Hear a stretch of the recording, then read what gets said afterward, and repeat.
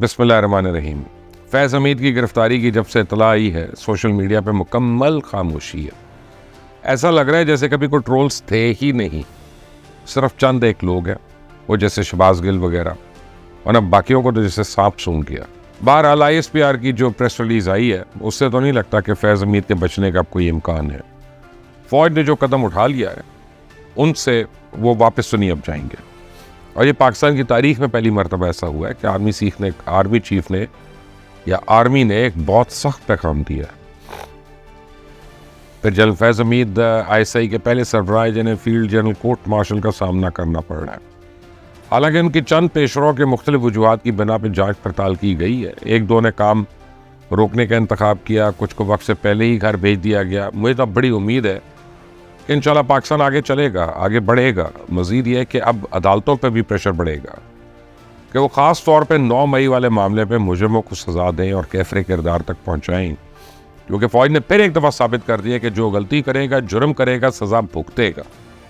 क्योंकि ये सिर्फ फैज़ हमीद नहीं है। कर्नल अकबर हुसैन को जुलाई 2024 में बगावत में उकसाने के इल्ज़ाम के जुर्म में फील्ड जनरल कोर्ट मार्शल के जरिए 14 साल कैद की सज़ा सुनाई गई थी। अक्टूबर 2023 में पाकिस्तान आर्मी ने अपने 2 साबिक अफसरान आदिल राजा और हैदर मेहदी को बगावत पर उकसाने और रियासत के मफादात के खिलाफ काम करने पर कोर्ट मार्शल किया। राजा को 14 साल कैद की सज़ा सुनाई गई, मेहदी को 12 साल कैद की। तो मेरा नहीं ख्याल कि अब हुकूमत या अदलिया को किसी कन्फ्यूजन का कोई इदराक होगा, वो कन्फ्यूजन का शिकार नहीं होंगे। इनको अब 9 मई वाले वाक़े में तमाम किरदारों को अंजाम तक पहुँचाना पड़ेगा। और मैं इतना जानता हूँ कि फैज़ हमीद को तहवील में लेने और कोर्ट मार्शल का इकदाम पाक फौज के एहतराम और इज्जत में एक संग मील साबित होगा। फिर मैंने कल जो वीलॉग में दावा किया तो उसकी तस्दीक वज़ीर दफ़ा ख्वाजा आसिफ ने यह इंकशाफ करके आज कर दी कि जी लेफ्टिनेंट जनरल रिटायर्ड फैज़ हमीद ने नवाज शरीफ और शहबाज शरीफ को पैगाम भिजवाए कि मुझे आर्मी चीफ बनवा दें। उन्होंने कहा कि नवाज शरीफ से माफ़िया मांगी, उन्होंने आके हमारी सफ़ों में से एक बंदे से भी रब्ता हुआ। वज़ीर दफ़ा का कहना था कि जनरल बाजवा मज़ीद तोसी या फैज़ हमीद के बतौर आर्मी चीफ तकर्री चाहते थे।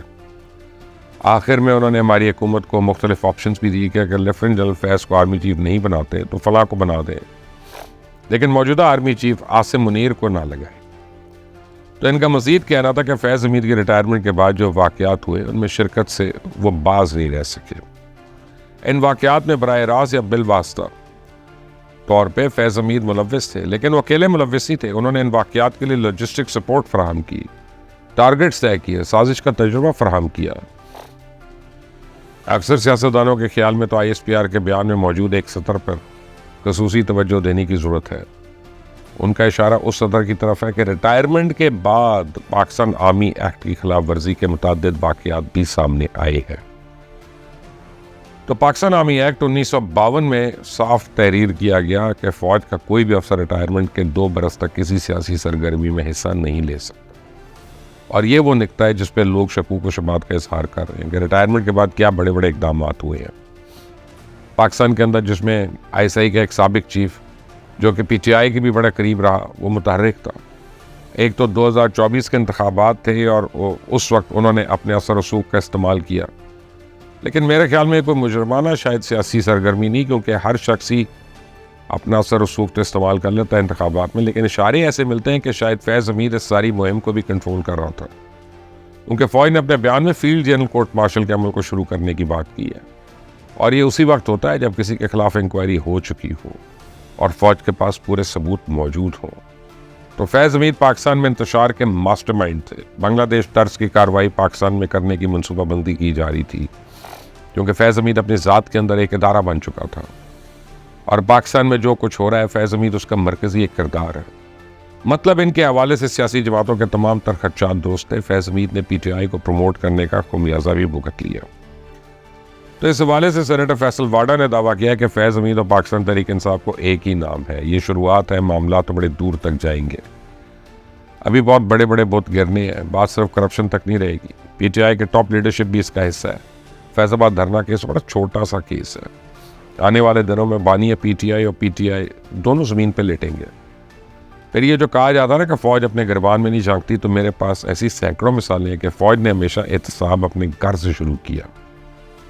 जनरल जावेद नासिर हैं, साबिक सरबराह लेफ्टिनेंट जनरल असद दुरानी हैं, जनरल हमीद गुल, साबिक सरबरा लेफ्टिनेंट जनरल जावेद अशरफ काजी, बड़े लोगों के ऊपर इंक्वायरियाँ हुई, कुछ को सजाएँ भी हुई।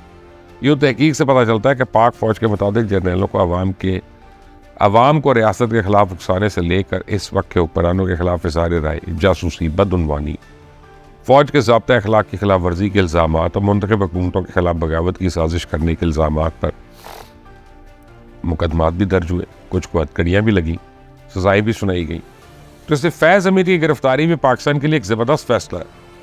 जो मुल्क को नुकसान पहुँचाएगा उसका एहतसाब होगा। हमें इस वक्त जश्न मनाना चाहिए कि पाकिस्तान हकीकी तौर पर तरक्की की तरफ जा रहा है। हम सबका यही तरीका होना चाहिए कि सियासत करें और इदारों को उनका काम करने दें। अब मुल्क में एहतसाब का अमल आपको नजर आएगा। दूसरी जानिब इमरान खान मुसलसल धमकियां लगा रहे हैं कि अल्लाह व पक्का हुआ है, खबरदार कर रहा हूँ, अब लोग जेल जाने और जान देने को तैयार है। तो आज तक पार्टी को स्ट्रीट मूवमेंट का नहीं कहा, लेकिन मखसूस नशिस्तों पर सुप्रीम कोर्ट का फैसला ना माना गया तो स्ट्रीट मूवमेंट शुरू करने लगे। हुकूमत ने चीफ जस्टिस को तोसी देने की कोशिश की तो एहतजाज करेंगे, ताकि मौजूदा हुकूमत 2/3 अक्सरियत कायम करके आईनी तब्दीली करना चाहती है। मुल्की हालात बांग्लादेश से ज़्यादा बुरे हैं। 9 मई को एक आग उन्होंने खुद लगाई। मेरा एस्टेब्लिशमेंट से कोई ताल्लुक नहीं है। मुखालफिन को जैसे ही लगता है कि मेरा एस्टेब्लिशमेंट से राब्ता है या ताल्लुक है तो उनकी कांपे टांग जाती हैं। तो अगर आपको याद हो तो इमरान खान के दौरे इक़्तिदार के आखिरी चंद महीने के दौरान DGISI की तब्दीली से मुतल्लिक मामले पर फ़ौज और इनकी हुकूमत के दरमियान तलखियाँ पैदा होने की खबरें भी थीं, और इमरान खान ने बाद अपनी हुकूमत के खात्मे में मुबैना तनाज़े को भी एक वजह करार दिया। फिर जब अप्रैल 2022 में साबिक वज़ीर-ए-आज़म इमरान खान की हुकूमत को तहरीक अदम-ए-एतमाद के जरिए ख़त्म किया गया, तो उसके कुछ अरसे बाद मई में इमरान खान ने एक पॉडकास्ट में कहा था कि उन्हें पहले ही मालूम हो चुका था कि इस वक्त की अपोजिशन PTI की हुकूमत हटाना चाहती है। इमरान खान ने इस इंटरव्यू में अपने खिलाफ तहरीक अदम-ए-एतमाद का हवाला देते हुए कहा था कि इसलिए मैं नहीं चाहता था कि हमारे इंटेलिजेंस चीफ तब्दील हों जब तक ये सर्दियाँ ना गुजर जाए, क्योंकि इंटेलिजेंस चीफ जो है हुकूमत के आंखें और कान होता है। इसलिए PTI के मुखालफिन का आज भी यही मौक़िफ़ है कि जनरल फैज़ हमीद ने बतौर ISI चीफ इमरान खान की हुकूमत चलाने में मदद की। फिर इरफान सिद्दीकी का तो दावा है कि पार्लियामेंट में एक कमरा मखसूस था जहाँ फैज़ हमीद से मुंसलिक एक अफसर बैठा करता था और असेंबलियों के इजलास में नजर रखता था कि कौन सा बिल आ रहा है। फैज़ हमीद की ताकत उसी ढांचे का हिस्सा थी, बल्कि उसके सरबराह के तौर पर थी, जिसे इमरान खान को इक़्तिदार में रखने की जिम्मेदारी सौंपी गई। और इमरान खान खुद भी उस पर बहुत भरोसा करता था। आखिर में इतना ही कहूँगा कि आने वाले दिनों में इमरान खान और PTI के लिए अभी मज़ीद बड़ी बुरी खबरें आने वाली हैं। फैज़ हमीद तो पहली खबर है, अभी तो और बड़ी आपको खबरें मिलेंगी। इस चैनल को सब्सक्राइब करिएगा, बेल आइकॉन को प्रेस करें। अंटिल द नेक्स्ट टाइम, अल्लाह हाफ़िज़।